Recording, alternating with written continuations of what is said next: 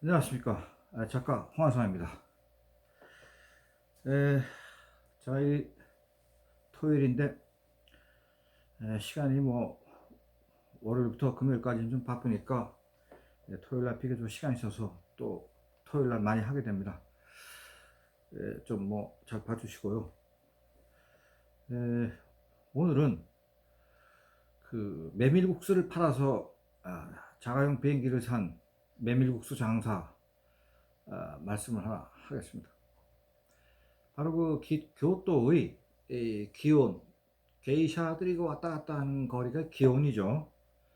근데 이제 보통 가시는 분이 두 종류의 루트로 거기를 가시는데, 물론 이제 패키지도 이제 기온 거리에 저녁 때 요새 같으면 한 해 떨어지고 난 다음에 한 8시 정도 되면 게이샤들이 이제 왔다 갔다 하는 그 거리가 이제 기온이죠. 그러면 이제 그쪽에 갈 때 그 기온 바로 위에 그 야사카 신사라고 그 신사 쪽에서 내려오시는 그렇게 해서 기온 거리로 들어가시는 분이 있고, 또 교토역에서 그 지하철을 타면 교토 3조 거리 3조에서 지하철을 내리셔서 기온 쪽으로 이렇게 올라가시는 그 두 길이 있는데, 바로 그 교토의 3조 지하철역에서 나와서 기온 방향으로 딱 지하철 빠져나가시면 4층짜리 마스바라는 메밀국수집이 있습니다. 제가 그 메밀국수집을 그 처음에 인터뷰하러 간 게 2008년 뭐 1월 달인가 아마 그때쯤 됐을 겁니다. 갔더니 저는 그냥 이 한국 사람 마인드로 뭐 주인이 항상 있겠거니 그러고 이제 갔더니, 이 양반이 그 지방에 큐슈에 그 단체 고객, 그러니까 자기네 집에 그 메밀국수를 만들면 그거를 택배로 많이 파는데, 그 굉장히 큰 고객이 있어서 큐시 출장을 갔더라고요. 그래서 그날은 갔다가 허탕을 쳤고, 그 지배인한테 그 사장님하고 인터뷰를 하고 싶은데 언제쯤 오시냐 그랬더니, 제가 전화를 해보더니 다음 주 수요일 날 일주일 후에 바로 이 시간에 오후 3시경에 오면 만날 수 있다고. 그래서 다시 이제 일주일 후에 비행기 타고 또 건너왔습니다. 갔더니 이제 그날은 딱 기다리고 계시더만. 그래서 이제 그 집이 이제 그 청어 메밀국수, 청어. 이게 메밀국수는 보통 우리가 흔히 먹는 거는 그냥 메밀국수에다가 파나 조금 뿌려갖고 먹는 게 메밀국수인데, 메밀국수 안에 청어를 졸여서 그 안에 넣어서 파는 청어 메밀국수로서는 일본의 원조이고 제일 오래된 가게고, 역사가 1861년에 문을 열었으니까요. 뭐 한 150년, 160년 가까이 됐네요. 그게 그 집의 원조죠. 근데 이제 전국적으로 아주 유명합니다. 그 가게는. 그래서 이제 제가 거기 가게 된 건데, 그 메밀국수를 왜 다른 집은 메밀국수만 딱 파는데 왜 거기에 청어를 졸여서 넣냐? 이게 이제 궁금하고 전국적으로 유명해져서 그 집이 원조니까 이제 그 얘기를 들으려고 간 겁니다. 갔더니 이제 그 양반이 뭐 기다렸다가 지난주에 내가 출장 갔는데 와서 못 만나서 미안하고, 어쨌든 알고 싶은 내용이 뭐냐, 그래서 서로 이제 인터뷰를 하게 됐죠. 그러니까 이제 그 교토는 그 뭐 메밀국수 가게가 뭐 무지하게 많고, 그 제일 오래된 메밀국수 가게는 그 1460년에 문을 연 오와리아라는 가게가 있습니다. 오와리아. 그 오와리아가 그 두 집이 있는데, 원조 오와리아는 그 600년이 넘었죠. 거기는 뭐 천황이 댕기는 집입니다. 거기는 청원 메밀국수를 팔긴 파는데 그 원조는 거기가 아니에요. 원조는 지금 제가 말씀드린 마스바, 바로 교토 지하철 3조역에서 기원 쪽으로 빠져나가면 가부키 극장이 있습니다. 가부키. 그래서 교토에 보면 가부키 극장의 깃발로부터 시작된다라는 말이 있습니다. 그 가부키 극장하고 마스바 메밀국수집 4층짜리 건물하고 붙어 있습니다. 그러니까 잘 모르시면 가부키 극장 그 건물 바로 옆집 4층짜리 마스바, 한문으로는 소나무 송자에다가 이파리 할 때 엽자 씁니다. 그래서 송엽인데 일본말로는 마스바라고 있습니다. 그래서 이제 그 양반하고 인터뷰를 해보니까 자기 2대 조상이, 지금 그 사람이 지금 5대째인데 그 2대째 할배가 가게를 지키고 이렇게 앉아 있는데 길거리 가는 사람이 피픽 쓰러진대요. 그래서 놀래가지고 쫓아가 봤더니 이 사람이 영양실조로 쓰러진 거예요. 그러니까 일본도 그 1860년대 서민들은 그렇게 가난한 사람이 많았습니다. 그러니까 이 사람이 그 메밀국수라는 게 원래 영양가가 없는 거거든요. 그거는 구황식물입니다. 즉, 이 농사가 잘 안 됐을 때, 흉작이 됐을 때 먹을 게 없으니까 이제 메밀국수들을 많이 먹거든요. 그러니까 영양가 별로 없어요. 그래서 소화가 금방 된다고, 메밀국수는. 그래서 메밀국수가 소화가 굉장히 빨리 되는 음식인데, 메밀국수를 먹고 체했다. 그러면 이 사람은 위암 환자입니다. 그러니까 메밀국수는 먹어도 체할 염려가 없는 음식이에요. 그 체하는 사람은 위암 환자밖에 없어요. 예, 그 정도로 그 영양가 별로 없어요. 그러니까 이 영양실조로 쓰러진 이 사람, 같은 사람을 영양실조가 안 되게 하려면 무슨 방법이 없을까 연구를 하다가 그 당시에 그 북해도에서는 청어가 아주 지천으로 잡혔답니다. 예, 그래서 그 청어가 너무 많이 잡혀가지고 사람이 먹다 남으면 그 버릴 수가 없으니까 청어를 말려서 가루로 내가지고 그 비료로 썼습니다. 그 정도로 청어가 많았어요. 그래서 그 싼 청어를 사다가 배때기를 사오는 거죠. 배로 그냥 뭐 쇠고 널렸으니까. 그거를 졸여가지고 메밀국수 안에 넣어서 파는 게 청어 메밀국수, 일본말로 니신소바의 시작입니다. 바로 그 집에서 시작한 겁니다. 그 집이 뭐 교도에 관광 온 사람들은 기념 삼아서 좀 오죠. 값이 딴 집보다는 한 200엔 정도 비쌉니다. 근데 일본 사람들 까다로워서 처음에 국수집이 지금 워낙 많으니까 굳이 200원, 200엔, 2,000원 더 주고 그 집 가서 먹질 않지만은 그래도 뭘 좀 아는 사람들은 그 집 가서 먹죠. 또 그 집이 이제 12월 31일 밤, 그러면 12월 31일 밤 12시면은 이제 1초 후에는 새해가 되잖아요. 그럼 일본 사람은 토시코시 소바라 그래가지고 연월 소바, 해를 넘기는 소바라는 말인데 올해의 재수가 길게 내년까지 이어지게 해주십시오 라는 뜻에서 12월 31일 밤 12시에 그런 가게 가서 메밀국수를 먹는 풍속이 있습니다. 바로 일본의 텔레비 회사들이 그 12월 31일 밤에 그 집에서 가끔 그 찍어가지고 그 방송을 냅니다. 왜냐면 그날 밤에 그 집에 하루에 2, 3천 명이 그 몰려서 먹거든요. 근데 그 집이 1, 2, 3, 4층까지 있고 아주 그 매장이 좌석이 많으니까 기다렸다 먹어도 금방금방 빠지기도 하고 그러는데 어쨌든 그래서 거기 이제 사람들이 많이 가죠. 뭐 텔레비에서 봤으니까. 그 양반하고 이제 인터뷰를 하고 끝내서 돌아와가지고 그때 제가 그 중앙일보에서 나오는 이코노미스트라는 주간지에 그걸 연재를 하고 있을 텐데 그래서 연재 기사가 이제 그 다음 주에 나왔기 때문에 그 책을 들고 뭐 꼭 그 집뿐만 아니라 뭐 니시키 시장에 있는 다른 가게들도 뭐 있고 하니까 그 책을 들고 그 집을 찾아가서 그 주인을 만나서 그 책을 줬어요. 이코노미스트 이번에 지난주에 당신이라고 인터뷰한 내용이 이번 잡지에 실렸다 그러고 사진도 있고 내용도 있으니까 줬더니 이걸 갖다 주려고 한국에서 비행기 타고 여기까지 왔냐고 그래요. 그래서 뭐 비행기 타는 게 문제가 아니라 이거는 뭐 당연히 그 한국 사람으로서 그 도움을 받았으니까 갖다 드리는 게 예의 같아서 왔다고. 그랬더니 그냥 우편으로 보내도 되는데 뭐 이렇게 얘기를 하시더만. 근데 뭐 제가 이제 그거를 그때 간 거는 니시키 시장에 또 딴 가게들도 인터뷰한 게 있기 때문에 한 5건 정도를 5집을 갖다 주려고 간 거니까 뭐 겸사겸사 간 거죠. 인터뷰 또 해야 되고 딴 데 가서. 근데 어쨌든 뭐 무지하게 고맙다고 그래요. 근데 그러고 헤어졌습니다. 근데 그 집에서 이제 인터뷰 하기 전에 이제 그거 다 먹어봤고 청메밀국수가 맛이 뭐 뛰어나더라고요. 역시 역사가 뭐 160년 된 집이니까 뭐 관록이 다 있잖아요.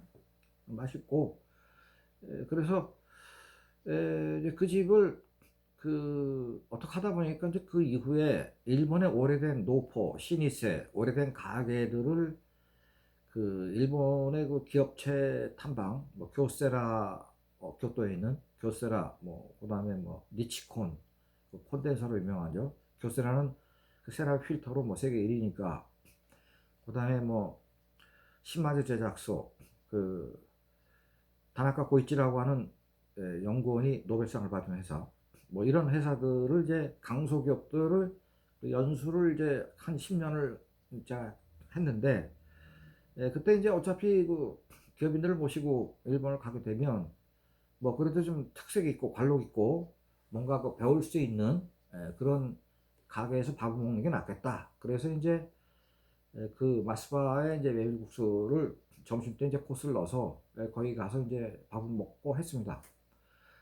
그래서 보통 한 번에 그 기업인들 모시고 갈 때 한 3, 40명 정도를 이제 모시고 가서 거기서 점심을 먹었는데, 제가 이제 그 주인한테 요청한 게, 기업이라는 게, 가게라는 게 100년을 넘는 게 쉽지 않다. 우리나라도 100년 넘은 집이 좀 몇 개 있지만은, 일본은 뭐 교토에만 해도 200년 이상 넘은 가게가 한 3,500개 정도 있으니까, 교토에는 뭐 100년 이상 된 거는 뭐 수도 셀 수 없을 정도로 많으니까. 그래서 사장님이 우리 가게가 160년을 버텨온 노하우를 좀 설명해 달라. 그러면 이제 이 사장님이 자기 가게 역사를 뭐 10분에서 15분 정도로 요약을 해서 이제 말씀을 해 주세요. 그러니까 또 그게 공부가 되니까 기업인들도 어떻게 하면 어떻게든지 이 회사를 자기 자식들한테 물려주고 손자한테 물려줘서 좀 오랫동안 좀 조속했으면 좋겠다는 게 되게 창업주들의 그 희망입니다. 그래서 이제 그런 조건이 많이 떨어져서 1년에 한 4번 정도 마스바 메밀국수집을 이제 기업인들 한 3, 40명씩 모시고 이제 가서 밥을 먹게 됐습니다. 그래서 이제 1년이 지나고 2년이 지나고 3년이 지나고 이제 흘렀는데, 그 양반이 이제 뭐 바쁘지 않으면 항상 그 가게에서 그런 그 자기 가게 철학이라든지 뭐 이런 걸 얘기를 이제 해주는데, 제가 한 5년쯤 지났을 때 또 역시 이제 그 집을 그 기업인들 모시고 갔는데, 그때서야 비로소 이렇게 얘기하더라고요. 언제나 우리 가게를 이렇게 훌륭한 손님들을 모시고 와줘서 기쁘다고 고맙다고. 그러니까 오전 같으면 제가 그때 벌써 한 20 몇 번 정도 갔을 때 정도 됐을 겁니다. 그게 다예요. 그게 다 했어요. 8년이 흘렀습니다. 그렇게 해서 이제 843집이 한 뭐 32번 정도 뭐 갔겠죠. 뭐 기업인들하고 갈 때도 있지만 또 제 친구들하고 또 교토 여행할 때는 그 집 가서 점심 먹고 뭐 그랬는데, 8년이 딱 됐는데 어느 날 저한테 이러더라고요. 몇 살이냐고 나보고. 저보고 몇 살이냐요. 그래서 내가 몇 살이라고 딱 그랬더니 자기는 51년생이래요. 그 말뜻이 뭐냐면 내가 너보다 4살이 많다. 그러니까 너하고 나하고 이제 친구이니까 친구는 할 수 없고 4살이 많으니까 뭐 4살이 많다 이런 말은 안 해요. 4살이 많다 여기까지만 얘기하고 그 다음 얘기는 안 하더라고. 그게 일본 사람이거든요. 그게 교토 사람이에요. 그러니까 일본 사람은 우리 한국 사람처럼 야, 너 만난 지 벌써 한 7, 8년 됐지? 내가 너보다 4살 위야. 앞으로 형이라 그래. 이렇게 얘기하는 게 아닙니다. 일본은. 그런 말은 하지 않습니다. 나는 너보다 4살이 많다. 딱 이 말을 한 뜻은 너하고 나하고는 형 동생 하자 이 뜻이에요. 그게 8년이 흘렀을 때입니다. 그래서 내가 그 자리에서 바로 니상 형님 딱 이렇게 얘기했죠. 형 그러면 아니키 이렇게 부르는 거고, 형님 그러면 니상 이렇게 불러야 됩니다. 니상 딱 그랬더니 웃으면서 악수하지. 악수를 했어요. 바로 그거야. 이제 네가 나는 뭐 한두 해 오다 말겠지 그랬는데 그게 아니라 벌써 8년씩이나 계속 오는 거 보니까 앞으로도 계속 올 것 같아. 실제로 벌써 뭐 그 집 간 지가 이제 10년이 훨씬 넘었죠. 2008년에 처음 갔으니까. 그러니까 지금도 뭐 가끔 가죠. 옛날처럼 자주는 안 가더라도 어쨌든 1년에 한 뭐 두세 번 정도는 갑니다. 뭐 지나가다가도 그 앞을 지나가다가 있으면 들어가서 좀 같이 뭐 커피라도 한 잔 먹으면서 얘기도 하고 하는데, 이 양반이 저한테 그날 8년이 됐을 때 무슨 얘기를 하냐면 내가 자가용 비행기를 하나 샀다. 메밀국수 팔아서 경비행기 하나 샀대요. 난 그 말 듣고 굉장히 충격받았어. 메밀국수를 팔았고 자가용 비행기를 살 생각을 하는 저 스케일은 뭐냐 도대체. 물론 그 집이 좌석수가 지하 1층부터 지상 1층, 2층, 3층, 4층까지 있지만, 그러면 메밀국수집으로서는 일본에서 아마 거기가 제일 클 겁니다. 오하리아가 뭐 550년 됐지만 거기보다는 좌석수가 조금 적어요. 조금 적어. 커서 뭐 장사가 잘 되는 집이고 또 택배도 많아서 지방에 뭐 택배로도 어마어마하게 보내더라고요. 나중에 내 공장도 한번 가봤는데 공장이 크더라고요. 그렇긴 한데 자가용 비행기를 탈 정도의 스케일이냐 이렇게 생각했죠. 근데 이 양반 뭐라 하냐면 내가 비행기를 몰고 그 부산까지는 내가 가봤다 혼자서. 그런데 인천공항을 한번 같이 가고 싶다. 인천공항에 가고 싶은데 너랑 같이 한번 가고 싶다. 너 언제 탈래? 나한테 이렇게 얘기를 하더라고요. 그래서 야, 인천공항에 경비행기를 타고 같이 여행을 한다? 그래 이제 그 목숨을 건 친구 아닙니까? 비행기 떨어지면 죽는데. 그래서 제가 좀 생각할 시간을 달라고 그렇게 얘기를 했습니다. 그랬더니 이 사람이 씩 웃으면서 아, 자식 좀 용기가 없네 뭐 이런 태도였어요. 그렇지만 어쨌든 자기는 그때부터 이제 저를 뭐 동생처럼 생각하는 나는 차원에서 그런 말을 한 거죠. 제가 그 양반하고 그 비행기 얘기를 하기 전에 그 전행과 같이 저녁 때 술을 먹은 적이 있습니다. 둘이서 술 먹은 적이 있는데 사실은 같이 술집을 간다는 거는 굉장히 그 어느 정도 친해져야 가는 거죠. 그러면 사실은 7년 정도 한 뭐 30번 정도 봤으니까 지금 한테 그러더라고요. 그 양반이 사실 고등학교 동창도 친한 애도 1년에 4번 만나기 어려운데 너무 그래도 평균 1년에 4번 이상은 오니까 어떤 면에서는 고등학교 동창보다 더 친한 사이가 된 것 같다 이런 얘기를 했었어요 그때도. 그래서 술집에서 이제 술을 먹고 나보고 어느 호텔에 있냐고 그러더라고요.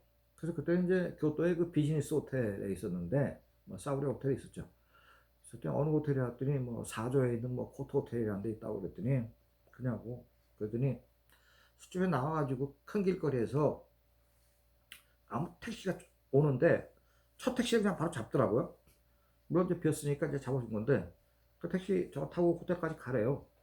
그 호텔에 이제 택시를 탔는데 이상하게 택시 요금을 안 주고 그냥 어느 호텔까지 모셔다 드리라고 그렇게 얘기를 하더라고요. 그래서 호텔에 도착하고 나서 택시비를 주려고 돈을 꺼내니까 택시 운전사가 돈은 아까 그분이 다 지불했다고. 그래서 그게 무슨 얘기냐, 돈 주는 걸 못 받는데. 그랬더니 그 사장님은 월말 결제입니다. 월말 결제. 교토에 있는 모든 택시 기사는 그 사장님을 모르는 사람이 없습니다. 또 혹시 갓 들어온 이 새로운 그 신입 택시 기사일 경우에 그렇게 얘기를 하면 바로 알아듣습니다. 그렇게 다 교육을 받았기 때문에. 그래서 교토에는 오래된 노포 시세 가게 주인들 중에서는 저렇게 택시를 월말 결제하는 분이 많습니다.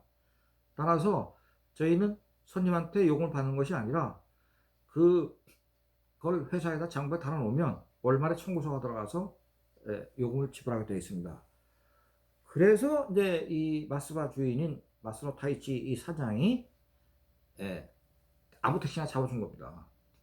내가 뭐 아무 택시나 잡아도 이 사람 워낙 유명한 명사니까 다 후불 결제라는 걸 알고 있는 겁니다. 그렇게 기사들이 교육을 받고 나왔고. 그래서 제가 그때 놀란 게 교토가 인구가 150만입니다. 150만이면 적은 도시가 아니잖아요. 그런데 교토는 관광객이 1년에 1700만 명이 옵니다. 1700만 명. 그러면 하루 평균 한 5만 명 가까이 온다는 얘기죠. 하루에. 그런데 그렇게 사람이 많은 그 교토지만은 완전히 판이 짜진 사회. 그러니까 교토에는 5개의 상권이 있습니다. 그게 하나는 첫 번째가 바로 메밀국수집 마스바가 있는 기원 상권.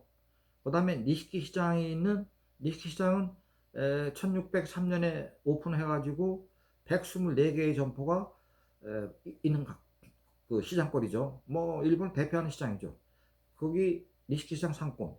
그 다음에 저 미야가와초라는 데가 있습니다. 미야가초 해가지고 그 5개 에리아가 있거든요. 이 5개 에리아에 오래된 노포들, 명망 있는 상인들이 거기서 다 지금 장사를 하고 있죠. 적어도 역사를 100년 이상, 몇백 년씩의 역사를 지금까지 끌고 나오면서. 그래서 교토라는 사회는 21세기인 지금 그렇게 관광객이 많고 모르는 외부 사람이 봤을 때는 정말로 누가 누군지 모르는 것 같지만 교토의 원주민들은, 본토백이들은 정확하게 알고 있습니다. 저 사람은 관광객이고 저 장사꾼은 미야와처에서 뭐 하는 장사꾼이고 쟤는 기온의 어느 뒷골목에서 요정하는 사람이고 다 알고 있다는 거죠. 그래서 교토가 역사가 1100년이 되다 보니까 대대손손 물려가면서 장사를 하는 가게가 아까 말씀드렸다시피 200년 이상 된 가게만 3,500개, 그 다음에 1000년 이상 넘는 가게가 6개가 장사를 하고 있고 100년 이상 된 가게는 셀 수 없이 많고 100년 이하 된 거는 가게를 쳐주도 않고 적어도 3대 이상을 교토에 살아야 되고 더 정확하게는 1462년 오닌의 난 이후에 사는 사람 보고 교토 사람이라고 그런대요. 그 사람들 말로는. 그러니까 제가 뭐 전 세계 뭐 도시를 뭐 많이 못 가봤지만 그래도 뭐 상하이도 몇십 번도 가보고 뭐 중국 천지에 진짜 웬만한 도시 다 가보고 뭐 외국에 뭐 호주 브리스번에도 제가 뭐 살아보고 뭐 파리에도 좀 있어보고 했는데 파리도 거의 그런 경향이 강하지만은 이렇게 판이 완벽하게 짜여진 도시는 오사카도 그런 그렇지 않습니다. 오사카도 인구 뭐 800만이지만 오사카도 우리가 많이 가는 그 도톤보리의 상권 지역은 거기는 아주 철저하게 잘 짜여 있어요.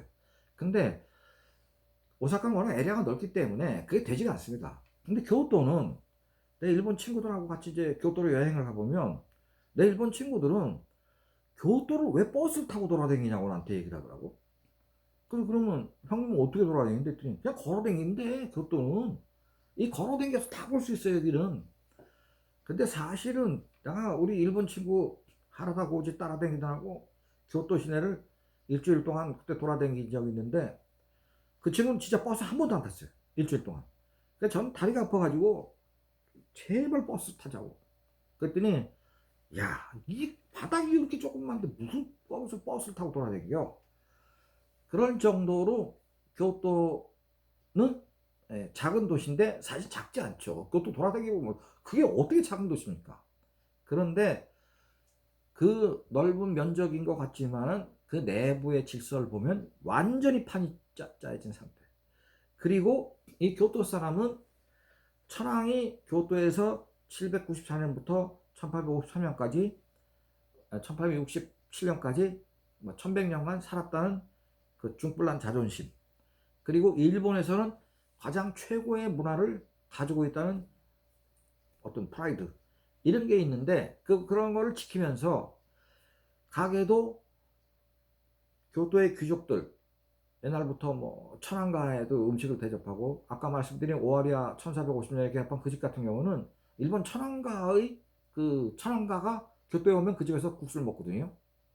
그러니까 뭐 역사 600년 되다 보니까 그래서 그런 메밀국수를 하나 팔아도 그런 중불난 자존심이 있습니다. 우린 천황한테 그러니까 음식을 얼마나 정갈하게 얼마나 맛있게 잘하려고 노력을 하겠어요. 천황에 와서 그 집 와서 먹으니까. 그래서 천황만 있는 게 아니라 교토에는 170개의 귀족 가문이 지금도 있습니다. 뭐 동경으로 많이 가기도 했지만은 그래서 또 이 귀족들한테 생선회든 메밀국수든 오반자이 즉 닭광, 반찬이죠 반찬, 뭐 무 같은 거 겨자에다 박아가지고 삭혀서 하는 거 오반자이. 교토의 무가 유별나게 맛있긴 한데 이런 거를 귀족과 천황가 혹은 명망 있는 대가들한테 큰 대골집 같은 집에 몇백 년간 납품했다는 그 자존심과 그걸 책임지는 정신이 교토의 상인들에게 있습니다. 그래서 교토는 일견 볼 때는 그냥 무질서하고 관광객이나 많이 있는 도시 같지만은 그 내부적인 질서는 이루 말할 수 없이 대단하다. 그리고 그 메밀 술집 주인 마스노 타이지 사장이 어느 날 제가 만났더니 나보고 오늘 저는 스케줄이냐 그래서 그냥 호텔 가서 자는 게 스케줄이라 했더니 자기 지금 가부키 배우러 가는데 같이 가자고. 친해지니까 그때부터는 8년 친해지기 전까지 8년의 시간 동안은 냉랭하게 하던 이 사람이 나이가 몇 살이냐고 물어본 다음부터는 그때부터는 자기랑 가부키도 배우고 노라는 게 있습니다. 공중화학이죠. 노도 같이 배우고 비행기도 같이 타자고 이런 아주 유별난 애정, 뭐 유별난 우정, 뭐 이런 게 있는 게 교토사입니다. 그러니까 새기기는 되게 어려운데 교토 사람이 제가 교토를 다닌 거는 뭐 딱 31년 됐네. 31년. 교토 31년 됐는데 처음 10년은 아무것도 몰랐고 20년 되니까 조금 알락말락했는데 20년 넘어가니까 교토가 좀 보이기 시작하더라고요. 그래서 뭐 교토 지금까지 뭐 한 200번 정도는 간 것 같습니다. 그런데 이제서야 교토라는 도시의 진면목이 보이기 시작한다 라는 말씀을 한번 하고 싶은데, 그러니까 일본이란 나라를 이해하려면 그 동경은 뭐 그건 뭐 동경도가 뭐 인구 3,500만이기 때문에 불가능하고, 그렇지만은 긴자는 긴자 지역대로, 그 다음에 뭐 스가모는 스가모대로, 간다는 간다대로 이 판이 짜여진 상태가 있습니다. 그래서 일본 사람을 이해하고 새기고 아는 데는 시간이 걸리고, 그 젓가락 가게 이치하라라는 젓가락 가게가 지금 290년 됐는데 그 집 가서 인터뷰를 하는데 그 집 주인이, 그 사람이 11대 12대째인데 이치하라 닭가 사장이 저보다 거기도 3살 많죠. 내가 인터뷰를 딱 요청을 했더니 거기에 깨우뚱깨우뚱 하더라고. 왜 깨우뚱깨우뚱 하냐면 우리 집의 역사를 290년을 설명하려면 옛날 역사가 나와야 되는데 한국 사람이 네가 그걸 알아듣겠냐? 이런 의미가 있었던 겁니다. 그러면서 자기네가 젓가락을 납품했을 때 이 천황들이 그 자기네 젓가락을 썼는데 그 천황 이름을 댈 때 네가 그냥 대충 알아듣고 아무것도 안 하고 그냥 가면 네가 모르든지 알든지 관계는 없는데 이걸 갖고 뭐 책을 쓰고 기사를 쓴다고 하니까 일본 역사의 천황 얘기를 할 때 네가 알아듣겠냐 이런 뜻인 거죠. 그래서 그 사람이 고메이덴노 노토키 뭐 고메이 뭐 효명천황의 시대 이러면 제가 거기서 효명천황이 누구더라 이러면 그냥 꽝 되는 거죠. 근데 제가 메이지 천황의 아버지 딱 그랬더니 그때서야 알아듣네. 그러니까 그때부터 뭐 역사 얘기 쫙 하는 겁니다 그 사람이. 그래서 그 있잖아 그 젓가락 가게도 인터뷰한 그 이코노미스트 잡지를 갖다 줬는데 그 이후에도 있잖아 젓가락도 많이 갔죠. 그러니까 이제 그 사람이 상대가 한국 사람인데 일본의 역사 얘기를 알아듣으니까 그때부터는 이제 자기가 하고 싶은 얘기를 막 다 하는 겁니다. 그러니까 이제 가까워지는 거죠. 그래서 결국은 일본이라는 나라를 알고 접근하면 말빨이 맥히는데 그를 잘 모르고 접근하면 상대가 답답해 할 뿐만 아니라 이런 얘기를 굳이 할 필요가 있을까? 라고 생각하는 거죠. 그런데 이게 일본하고 비즈니스 하는 기업인들이 바로 교토에 32개의 세계 1위의 강소기업이 있습니다. 교세나 닌텐도도 교토에 있잖아요. 그럼 호리바 제약소, 시마 제약소 이런 것도 다 세계 1위입니다. 그러면 이 사람들이 거기서 기업을 50년, 100년, 심한 경우는 몇백 년씩 해왔는데 몇백 년간 기업을 하면서 그 사람이 겪었던 그 집안이 그 회사가 겪었던 여러 가지의 풍파가 있거든요. 그런 얘기를 같이 협력을 하는 한국 회사가 그렇게 해서 축적된 자기네 기업 문화를 이해할 수 있겠냐? 이해해줘야 같이 간다. 이런 의미가 있는 거죠. 근데 생판 이해를 못하고 오로지 기술만 필요해서 접근한다 그러면 그 사람들이 거절하죠. 사양합니다. 그래서 우리가 이제 그 부품 국산화가 이제 시작이 돼가지고 뭐 포토 레지스트니 뭐 브라우스존이 이런 게 지금 뭐 한국이 이제 국산화했고 듀뽕이 드디어 미국의 듀뽕이 이제 한국에 아예 보라수소 회사를 뭐 320억 들여서 공장을 좀 세운다고 하니까 일본이 좀 충격받았죠. 사실은 제가 그 수출 규제 문제 할 때 보라수소 문제가 나왔을 때 듀뽕으로 거래소를 바꿔야 된다고 제가 유튜브에서 방송을 했습니다. 사실은 일본이 그렇게 나온다면 할 수 없다. 그럼 미국 듀뽕밖에 이 보라수소를 가장 그 정확한 제품으로 정확한 타이밍에 들이댈 수 있는 능력 있는 거는 미국 듀뽕밖에 없다는 얘기를 했습니다. 듀뽕이 들어왔더라고요. 결국 그저께 지금 뉴스에 나왔죠. 그러나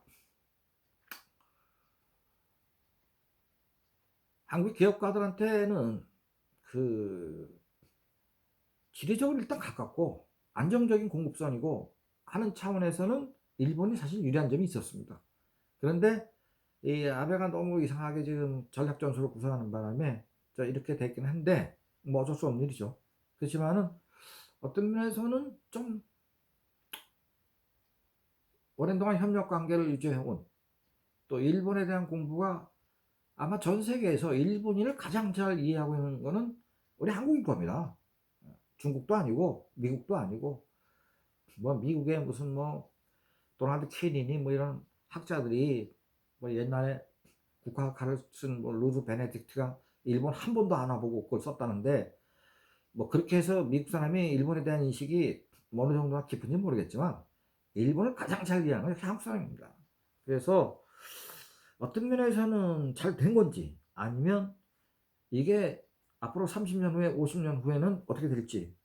그러나 대세는 분명한 것은 한국이 어마어마하게 성장을 해가지고 이런 위기를 극복할 수 있는 능력을 가진 것까지 왔다. 이런 단계까지 왔다는 거는 한국 사람으로서도 굉장히 기쁘죠. 아, 자랑스럽고요. 야, 우리나라가 그 무서운 일본을 지금 기술 독립을 할 정도의 능력이 갖춰졌구나 하는 거에 대해서는 그렇지만 먼 일본 말에 멀리 가려면 함께 가라 라는 말이 있습니다. 멀리 가려면 함께 가라.